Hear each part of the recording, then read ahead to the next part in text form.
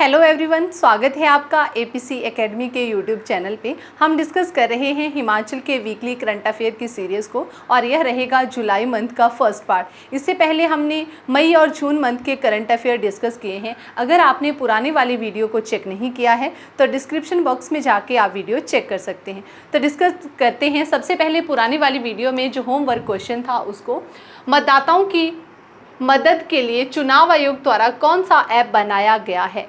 तो इसका जो राइट ऑप्शन था वो था वोटर सारथी ऐप। चुनाव आयोग के द्वारा जो है वो मतदाताओं की हेल्प के लिए ये एक ऐप शुरू की गई है ताकि मतदाता अपने नाम को जो है वो मतदाता सूची में चेक कर सकें। तो आज का हमारा फर्स्ट क्वेश्चन है, राजीव गांधी स्वरोजगार स्टार्टअप योजना चरण 4 के तहत डीजल बस खरीदने के पर कितनी सब्सिडी प्रदान की जाएगी। तो हमारे पास ऑप्शन रहेगा 30%, 40%, 50% या 60%। अगर बात करें करेक्ट ऑप्शन की तो इसका राइट ऑप्शन है हमारे पास 30%। 30% जो है वो सरकार के द्वारा सब्सिडी दी जाएगी अगर आप डीजल वाली बस खरीदते हैं इस योजना के अंडर, राजीव गांधी स्वरोजगार योजना।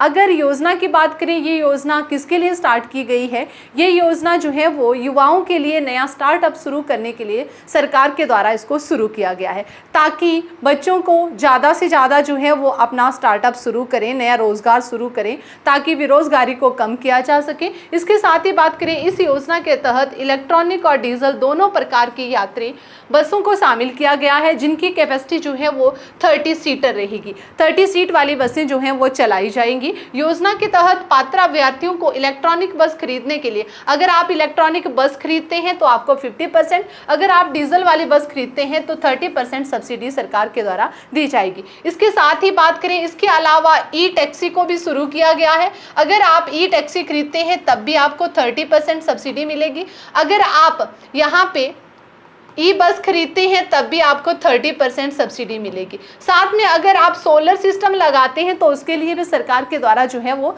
सब्सिडी शुरू की गई है।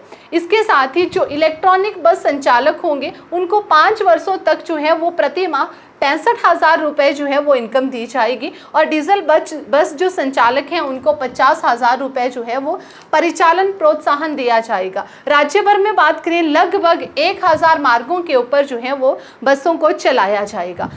डिस्कस करते हैं नेक्स्ट क्वेश्चन। नेक्स्ट क्वेश्चन है, अंतर्राष्ट्रीय शिमला ग्रीष्मोत्सव 2026 के तहत आयोजित होने वाली महानाटी का मुख्य विषय क्या था। 2026 में जो समर फेस्टिवल हुआ उसकी मेन थीम क्या रखी गई थी।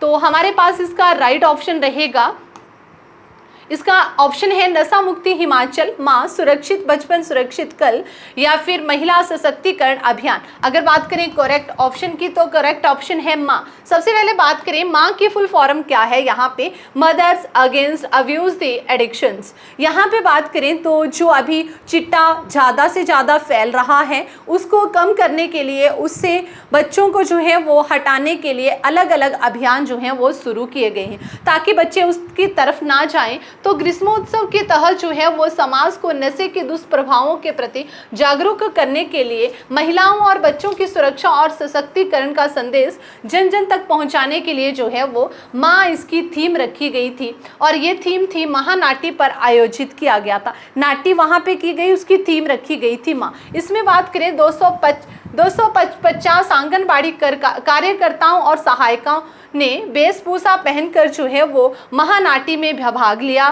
डिस्कस करते हैं नेक्स्ट क्वेश्चन। नेक्स्ट क्वेश्चन है, FAIDF के अंतर्गत नाबार्ड के द्वारा समर्थित आधुनिक मत्स्य प्रशिक्षण केंद्र हिमाचल में कहाँ स्थापित किया जा रहा है। ये जो है वो मछलियों को प्रोत्साहन देने के लिए सरकार के द्वारा एक यहाँ पे सेंटर स्थापित किया जा रहा है, वो नाबार्ड की सहायता से खोला जा रहा है। तो हमारे पास ऑप्शन है बिलासपुर फिश फार्म और कॉर्प जो आपका फार्म गगरेट ऊना वाला है, या फिर तरोट फार्म है जो आपका पतली कुहल में है, या फिर पोंग डैम जो फिश फार्म है कांगड़ा में वो वाला। अगर बात करें इसकी करेक्ट ऑप्शन की तो इसका राइट ऑप्शन रहेगा जो आपका कार्प फार्म गगरेट वाला है ऊना वाला, वहाँ पे सबसे फर्स्ट वाला स्थापित किया जा रहा है। इसके साथ ही बात करें, गगरेट में आधुनिक मत्स्य पालन प्रशिक्षण केंद्र स्थापित करने के लिए मछली उत्पादन 2019 और 20 में जो है वो 13,745 टन से बढ़ाकर 2025 2026 में इसको 16,250 टन तक पहुंचा दिया गया है और इस क्षेत्र में निरंतर प्रगति करने के लिए ये कार्य किया जा रहा है। कांगड़ा जिले में और चंबा जिले में भी जो है वो उत्पादन कैपेसिटी को बढ़ाया जा रहा है, साथ में वहाँ पे भी जो है वो मत्स्य को ज़्यादा से ज़्यादा बढ़ावा दिया जा रहा है। इसके साथ ही बात करें, हिमाचल में एशिया का सबसे बड़ा ट्राउट मछली प्रजनन केंद्र जो है वो आपके बिलासपुर डिस्ट्रिक्ट के दयोली में 1962 में खोला गया था। इसके साथ ही बात करें, हिमाचल का सबसे पहला मत्स्य प्रजनन केंद्र कहाँ पे है, तो वो आपके कुल्लू डिस्ट्रिक्ट के पतलीकूल में खोला गया था 1909 में। डिस्कस करते हैं अपना नेक्स्ट क्वेश्चन है हमारे पास 1952 से 56 में डॉक्टर वाई.एस. परमार विधानसभा के लिए किस क्षेत्र से चुने गए थे। ये विधानसभा के लिए चुने गए थे कौन से वाले एरिया से। हमारे पास ऑप्शन है पच्छाद, रेणुका, पांवटा साहिब या फिर सिलाई। अगर बात करें इसकी करेक्ट ऑप्शन की तो इसका राइट ऑप्शन रहेगा हमारे पास पच्छाद सिरमौर के हैं। ये जो ऑप्शन हमारे पास दिए गए थे ये सारे के सारे ऑप्शन जो हैं वो सिरमौर के थे। तो पच्छाद वाली कंस्टिट्यूएंसी से सबसे पहले वाई.एस. परमार ने इलेक्शन के लिए चुनाव जीता था। सिरमौर रियासत में 16 वर्षों तक सब जज और मैजिस्ट्रेट 1930 से 1937 के बाद जिला एवं सत्र न्यायाधीश रहे। 1937 से 41 के रूप में उन्होंने अपनी सेवाएं दी। 1943 से 46 तक सिरमौर में एसोसिएशन के सचिव बने थे और 1946 से 47 तक वो हिमालयन हिल स्टेट काउंसिल के प्रधान भी रहे थे। 1947 से 48 तक वो सदस्य ऑल इंडियन पीपल कॉन्फ्रेंस के सदस्य भी रहे। प्रधान प्रजामंडल सिरमौर का संचालन भी किया। सुकेत सत्याग्रह के साथ जो सुकेत आंदोलन हुआ था उसके साथ भी इनका नाम जोड़ा जाता है। वाई.एस. परमार ने 15 अप्रैल 1948 को हिमाचल को 30 रियासतें मिलाकर जो है वो हिमाचल बनाया गया था। तो 25 जनवरी 1971 को इस प्रदेश को पूर्ण राज्य का दर्जा मिला था, जिसमें वाई.एस. परमार की विशेष भूमिका रहती है। इसके साथ ही बात करें, वाई.एस. परमार हिमाचल के फर्स्ट सीएम बने थे और उन्हें हिमाचल का निर्माता भी कहा जाता है। अगर आपसे पूछा जाए आधुनिक मॉडर्न हिमाचल का निर्माता तो वो रहेंगे वीरभद्र सिंह। डिस्कस करते हैं अपना नेक्स्ट क्वेश्चन है प्रदेश में हुई 2011 की जनगणना के अनुसार सबसे कम साक्षरता दर किस जिले में दर्ज की गई है। हमारे पास ऑप्शन है चंबा, किन्नौर, सिरमौर और लाहौल स्पीति। अगर बात करें करेक्ट ऑप्शन की तो इसका राइट ऑप्शन है हमारे पास चंबा डिस्ट्रिक्ट जो है वो सबसे कम पढ़ा लिखा डिस्ट्रिक्ट है हिमाचल में। अगर बात करें कितना परसेंट है, 73.19% लिटरेसी रेट है। इसके साथ ही हिमाचल का जो लिटरेसी रेट है वो है 82.80%। ये 2011 के सेंसस के अकॉर्डिंग है। इसके अलावा बात करें सबसे ज़्यादा पढ़ा लिखा डिस्ट्रिक्ट जो है वो हमीरपुर है। हमीरपुर का जो लिटरेसी रेट है वो है 89.01%। सबसे ज़्यादा महिला और पुरुष जो है वो हमीरपुर में ही पढ़े लिखे हैं और सबसे कम की बात करें तो आपके चंबा ही डिस्ट्रिक्ट में है। सबसे कम पुरुष पढ़े लिखे और महिलाएं सबसे कम पढ़ी लिखी। इसके साथ ही ओवरऑल बात करें तो कुछ टाइम पहले 1.5-2 साल पहले जो है वो एक सर्वे हुआ था जिसमें जो है वो इंडिया में कुछ ऐसे डिस्ट्रिक्ट को काउंट किया गया था जो सबसे कम, जहां का लिटरेसी रेट सबसे कम है। उनमें बात करें तो हिमाचल स्टेट का भी एक डिस्ट्रिक्ट आया था जो था आपका चंबा। सबसे कम पढ़े लिखे डिस्ट्रिक्ट में चंबा को भी काउंट किया गया था। इसके साथ ही 2011 की जनगणना के अनुसार मध्य प्रदेश जो आपका स्टेट है वहाँ का अलीराजपुर जो है जिला है वो सबसे कम पढ़ा लिखा जिला माना गया है। डिस्कस करते हैं नेक्स्ट क्वेश्चन है किस संस्थान ने देश का पहला quantum science and engineering BTech programme शुरू किया है। हमारे पास ऑप्शन है आईआईटी रुड़की, आईआईएम, आईआईटी या फिर आईआईटी मंडी। अगर बात करें राइट ऑप्शन की तो इसका राइट ऑप्शन रहेगा आईआईटी मंडी। आईआईटी मंडी में जो हिमाचल का एकमात्र आईआईटी है मंडी, उसके द्वारा जो है ये प्रोग्राम शुरू किया गया है। यह प्रोग्राम इंडस्ट्री की बदलती ज़रूरतों को पूरा करने के लिए स्टूडेंट को नई टेक्नोलॉजी के स्किल के साथ साथ जो है वो प्रैक्टिकल लर्निंग के मौके देने के लिए जो है वो इसको डिज़ाइन किया गया है। तो ध्यान रखना है हिमाचल में मंडी डिस्ट्रिक्ट का जो आईआईटी है उसमें इसको स्थापित किया गया है। डिस्कस करते हैं नेक्स्ट क्वेश्चन है परासर झील के कोने पर स्थित मंदिर की वास्तुकला शैली क्या है। ये आपका टेम्पल रूप स्टाइल से क्वेश्चन है कि कौन से स्टाइल में बना है। ये सारे के सारे क्वेश्चन जो हैं वो न्यूज़पेपर, आपका जो गिरिराज न्यूज़पेपर आता है उसमें ये क्वेश्चन डिस्कस होते हैं, उन्हीं को आपके करंट अफेयर में डिस्कस किया जाता है। जो वाला डाटा वहाँ पे होता है उसी के साथ ही आपको ये वाली जो वीडियो आपको मिलती है हिमाचल जीके के करंट अफेयर की, वही वाले सारे क्वेश्चन होते हैं। तो वहाँ पे डिस्कस हुआ था। तो ऑप्शन है शिखर शैली, गुम्बदाकार शैली, पैगोडा शैली या फिर स्तूपाकार शैली। अगर बात करें राइट ऑप्शन की तो राइट ऑप्शन रहेगा पैगोडा। पैगोडा स्टाइल में बना है जो आपका परासर वाला मंदिर है मंडी डिस्ट्रिक्ट में। इसके अलावा सबसे फेमस मंदिर जो पैगोडा स्टाइल में बना है वो है हडिम्बा माता का मंदिर। हडिम्बा देवी का मंदिर पड़ता है आपके कुल्लू डिस्ट्रिक्ट में। कुल्लू डिस्ट्रिक्ट के मनाली में डूंगरी जगह है जहाँ पे ये मंदिर बना है। इसके साथ ही बात करें जो आपका परासर वाला मंदिर है, इस मंदिर का निर्माण 13वीं और 14वीं शताब्दी में मंडी रियासत के राजा बाणसेन के द्वारा करवाया गया था। मंदिर का निर्माण कार्य पूरा होने में लगभग जो है वो 12 ईयर लगे थे। 12 साल बाद बनकर तैयार हुआ था परासर वाला मंदिर। डिस्कस करते हैं नेक्स्ट क्वेश्चन।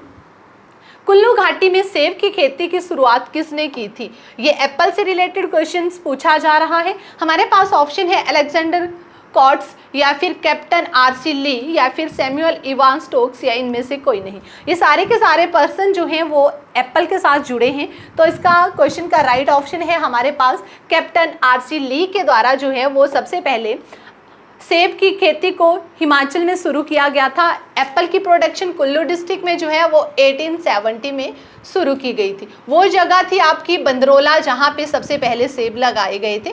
बंदरोला में सबसे फर्स्ट सेब का बगीचा लगाया गया था। न्यूटन, पिपलन और किंग ऑफ द पिपलन, ये जैसी अंग्रेजी किस्में हैं जिनको यहाँ पे स्थापित किया गया था। इसके साथ ही बात करें घाटी का मौसम इंग्लैंड के डेवन और उनके घर जैसा जो है वो फील होता था, जिसकी वजह से अंग्रेजों ने यहाँ पे एप्पल जो है वो प्रोडक्शन को शुरू कर दिया। कैप्टन ली ने अपने पिता से डेवन स्थित अपनी जागीर से सेब की, नाशपाती और बेर और चेरी के कुछ फलों के पौधे यहाँ पे हिमाचल के लिए भिजवाए थे। इसके साथ ही बात करें हिमाचल में सबसे ज़्यादा एप्पल की प्रोडक्शन जो है वो आपके शिमला डिस्ट्रिक्ट में होती है, दूसरे नंबर पे किन्नौर और तीसरे नंबर पे कुल्लू आता है। और शिमला में सेब लगाए गए थे। कौन सा पर्सन था जिसने शिमला में सबसे पहले सेब लगाए थे? शिमला में सेब लगाने वाला था अलेक्जेंडर कॉट्स।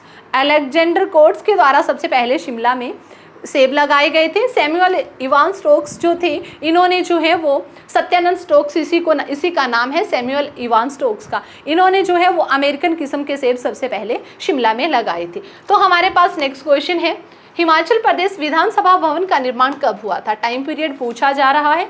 तो ऑप्शन रहेगी 1925, 1988, 1964 या 1988। इसका जो राइट 1888, इसका जो राइट ऑप्शन रहेगा हमारे पास वो रहेगा 1925। 1925 में जो है वो हिमाचल का जो विधानसभा भवन है उसको बनाया गया था।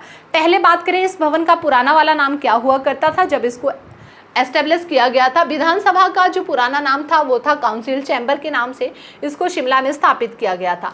इसका कार्य 1920 में शुरू हुआ था और ये 27 अगस्त 2025 को तत्कालीन जो वायसराय है लॉर्ड रीडिंग के द्वारा आधिकारिक तौर पर जो है वो इसको खोला गया था। इसके अतिरिक्त कांगड़ा जिले के धर्मशाला के पास जो है वो तपोवन में स्थित हिमाचल प्रदेश के दूसरे विधानसभा भवन का निर्माण कार्य भी 2005 में शुरू हुआ था और 2006 में बनकर तैयार हो गया था। तो आपको पता है हिमाचल में जो विधानसभा के सत्र चलते हैं, सेशन चलते हैं, वो एक सेशन आपके धर्मशाला के तपोवन में होता है, 2 सेशन आपके शिमला में किए जाते हैं। तो शिमला वाला जो है वो 1925 में बना था, जो धर्मशाला वाला है वो 2006 में बना था।